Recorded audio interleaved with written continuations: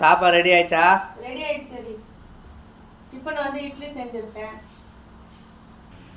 முருங்கைக்கீரை இட்லி பொடி நம்மக்கிட்ட ரெடி பண்ண முருங்கைக்கீரை இட்லி பொடி வேர்க்கடலை எண்ணெய் ஊற்றி ரெடி பண்ணியிருக்கேன். இந்த முருங்கைக்கீரை இட்லி பொடி ரொம்ப சூப்பராக இருக்கும். வீட்டிலே ரெடி பண்ணுது.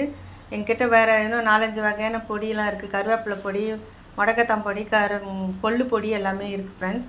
நீங்கள் வேணுன்றவங்க ஆர்டர் பண்ணுங்கள். இந்த பொடி இப்போ வந்து எண்ணெய் ஊற்றி வேர்க்கடலை எண்ணெய் ஊற்றிருக்கேன்.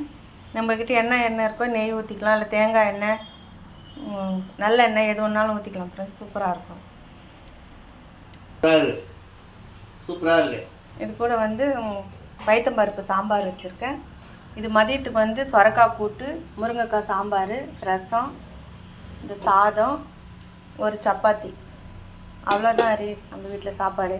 இது வந்து வேர்க்கடலை எண்ணெய் நாங்களே வீட்டில் நாட்டு வேர்க்கடலையாக வாங்கிட்டு வந்து ஆட்டி எடுத்துகிட்டு வந்து வச்சுருக்கோம் ஃப்ரெண்ட்ஸ். வேணுன்றவங்க ஆர்டர் பண்ணுங்கள். ஸ்க்ரீனில் தெரிய நம்பருக்கு ஆர்டர் பண்ணுங்கள். சப்போர்ட் பண்ணுங்கள்.